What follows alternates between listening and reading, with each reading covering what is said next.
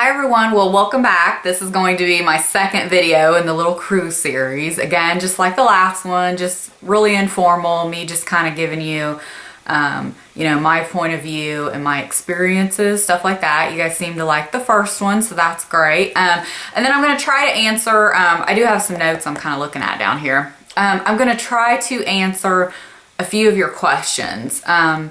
And some of you have messaged me, again, and that's fine, I just write you back there. But I always get kind of this question I want to touch on first about seasickness. It's unlikely, but it can happen. It really just depends on your own sensitivity to motion sickness.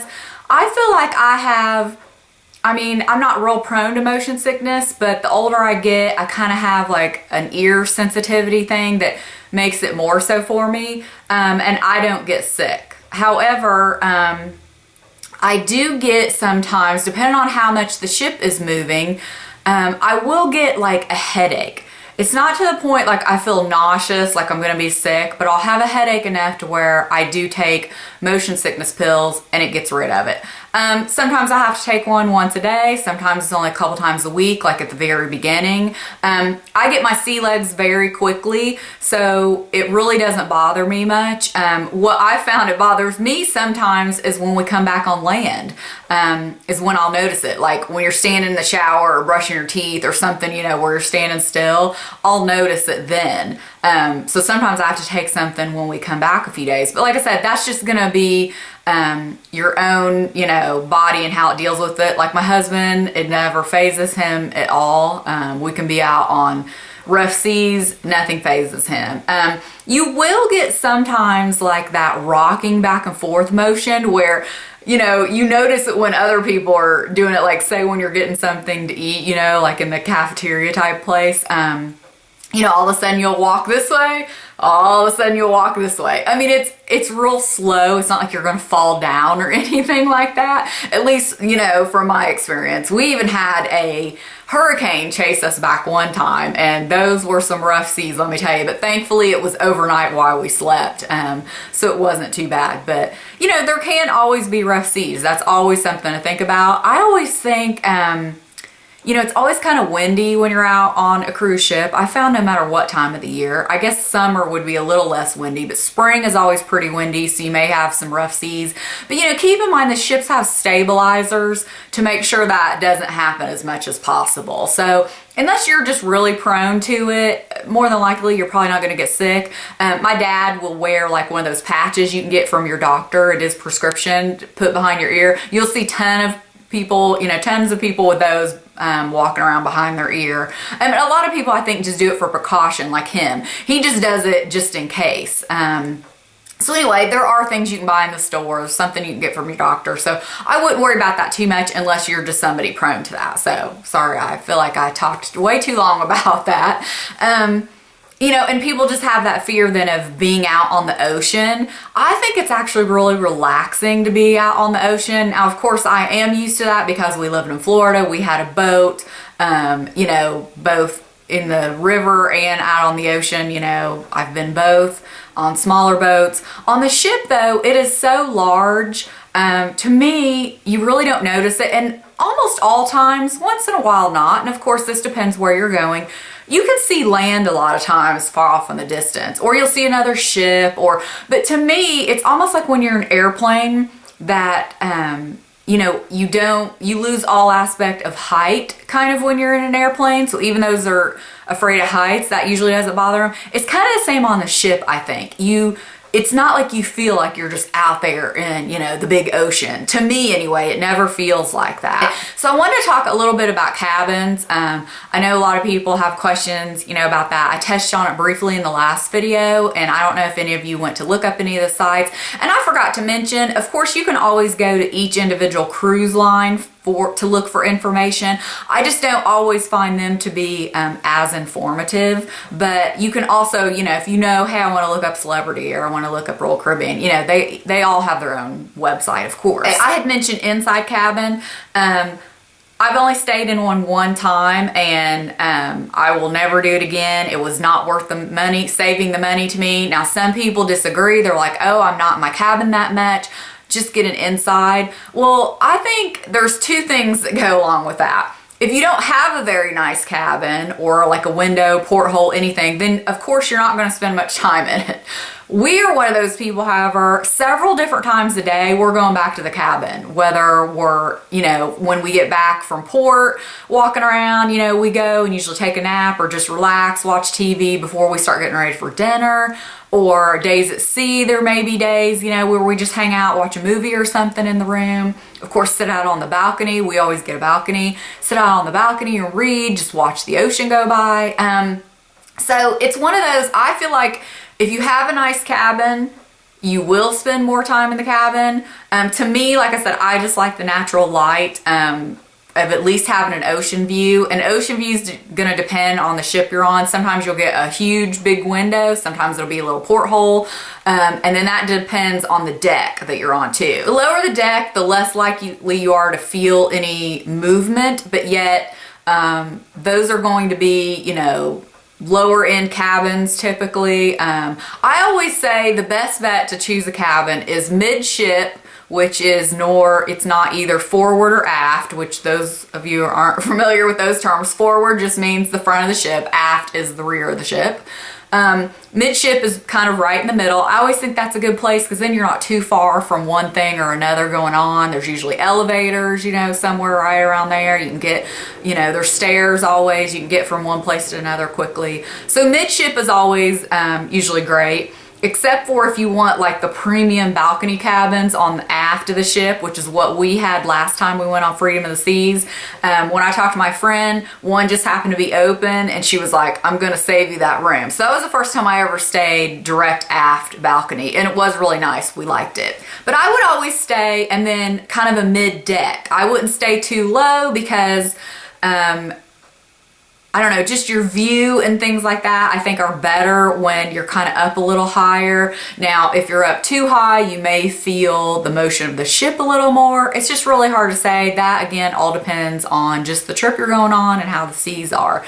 But we always like to stay on, you know, like a bigger ship, we usually stay deck 7, 8, 9, 10, somewhere in there, and try to get midship. I would always stay midship to aft. I never stay forward. We've had a couple forward rooms and they were very noisy. So that's something you end up just finding out sometimes after going on many cruises.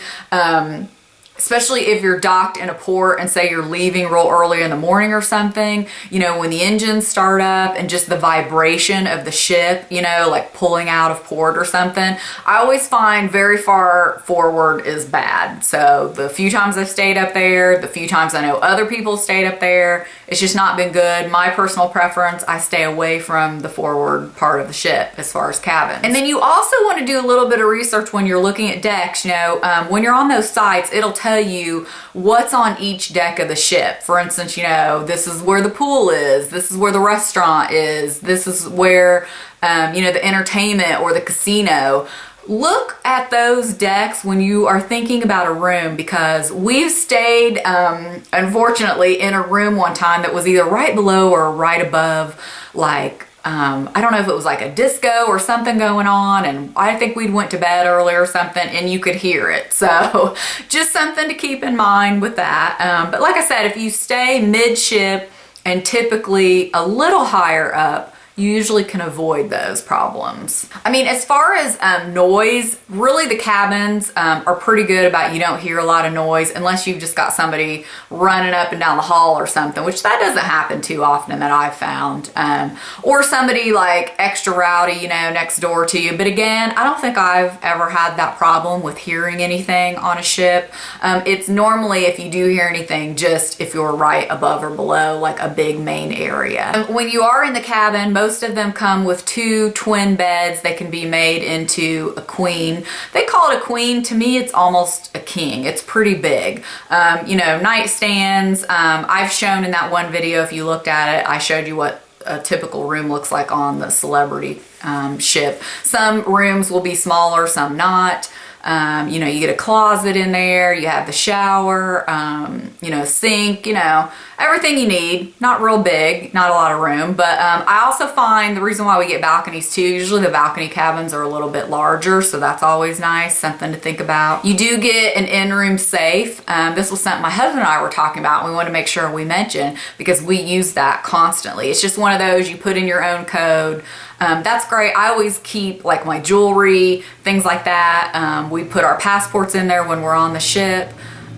You know, just anything valuable that you don't want laying around, definitely put it in that safe. It's usually located inside the closet or something like that, so that's great. Most of them do have refrigerators and mini bars in there, so you can keep your own things in the refrigerator if you want. It just really depends on the ship, but I think most ships these days have that in it.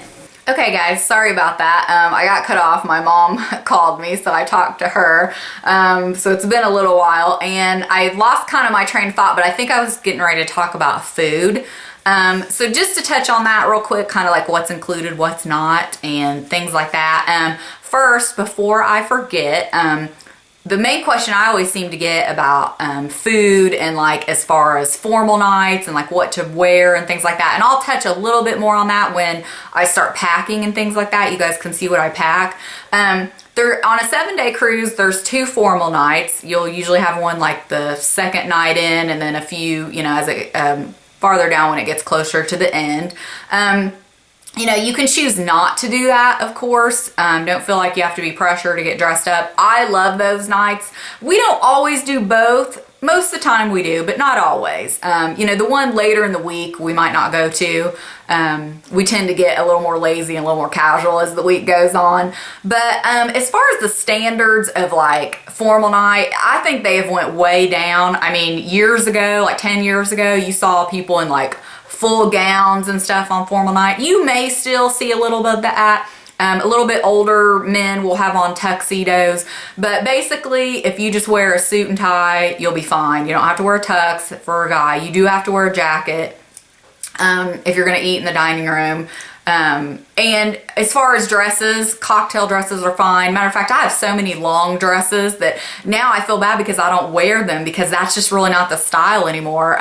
You know, cruising's kind of gotten out of that real formal, which my husband and I actually like. We kind of miss the formality of it a little. You know, we like getting dressed up for dinner every night. You know, of course not every night's formal, but we still do to a certain extent. But just as on a lot of cruise lines now, you just see a lot of people are just more casual, even going to dinner, and we don't always like that, but that's just the way it is, and that's just our opinion. Some people love that it's more casual, that they don't have to get dressed up at all. So anyway, just to touch on that, so there's 2 formal nights in the dining room. Of course, if you don't ever want to go to the dining room, you don't have to. You can always eat you know, whatever it's called on which ship. They always have, you know, the buffet with dinner. But we did that one night, and we'll never do that again because the dinner was not that good. I definitely recommend going to the dining room. And I just think the experience in the dining room is cool. I know to some people it might be a little more fussy because, you know, you have all your correct silverware and,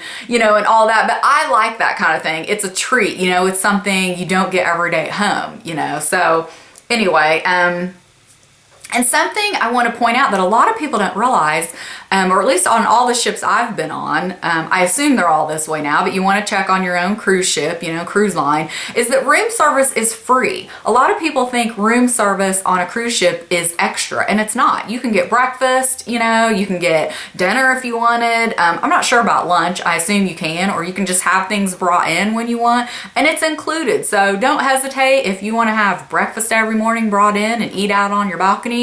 You can do that, and it's included. A big thing that cruise ships are starting to do the last few years, and I think Norwegian Cruise Line kind of set the precedence of this, and now other lines have followed, is you have set dining times, and then you kind of have like my time dining. Now, the my time dining is called different things depending on what ship you're on, but typically on a cruise ship you have 2 set seatings. You have early and you have late.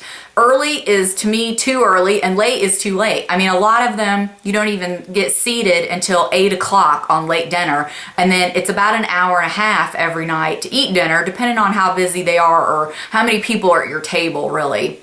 And that's another thing. My husband and I have kind of gotten spoiled the last few years. We do the My Time dining and we ask for a table of 2. So that way we're not, you know, waiting on other people. Of course, you're sitting in close proximity to other people, so it's not like you can't say hello. And, you know, we struck up a conversation with the people next to us last time. But that way, you know, you can go at different times and you're not sitting there waiting for other people. That way you're not sitting with a bunch of people you don't know, even though a lot of people I know love that, getting to know new people, you know, when you all sit to dinner together. But I like the fact that now you can choose and you don't have to do that. We usually like to eat right in between because we usually go have a snack or a cocktail before dinner, and then we eat somewhere like around 6:30, just depending, and then see the show. Now the shows are timed for the dinner. So for instance, if you eat the early dinner, your show will be after dinner, typically. And then if you eat the late dinner, your show might even be before or it might be after. It really just depends, again, on the cruise line. I've kind of seen both.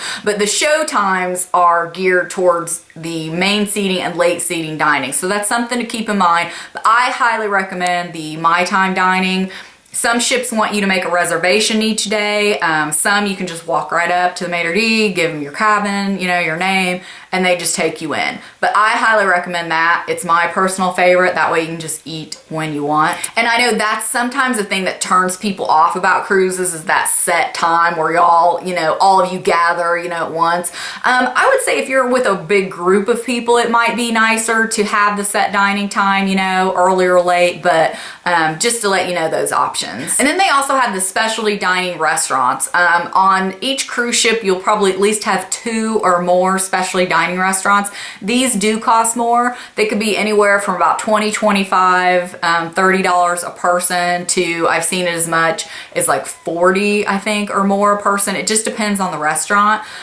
We just started doing this the last couple times because we had onboard credit and it was an easy way, you know, to use that onboard credit. And it was great. I highly recommend it if you don't mind spending a little bit extra money. Most of the time there's always a great steakhouse, a great Italian restaurant. I know on Allure and Oasis they have several different restaurants that you can go to and pay extra. But for instance, like I think it's Chop Steakhouse possibly on Royal Caribbean is fantastic and it is worth every penny. The food is just, you know, that notch above, so that's why you're paying a little extra. The service is great. It's just something nice to do. If you enjoy those type of things, by all means, you know, you don't have to do it, but just to let you know, those options are there. Something my husband wanted me to include, and he learned this way back on a cruise when we sat with a bunch of people at a big long table, and there happened to be a travel agent and her husband at our table. Well, he ordered like 2 appetizers. We never knew you could do that. And I think frequent cruisers now realize you can do that. And sometimes, you know, the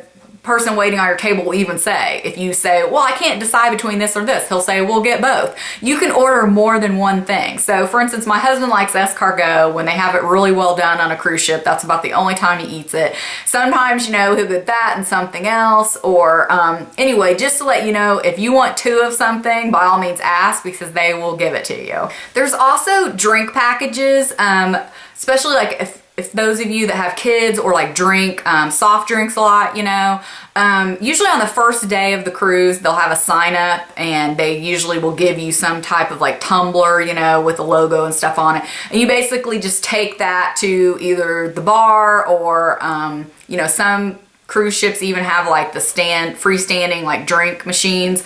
If you're somebody who drinks a lot of things like that, I would definitely recommend getting the beverage package. They also have beverage packages for all different levels of alcohol if that's something you're interested in. Basically, the only thing that comes included as far as drinks on the cruise ship would be like coffee, teas.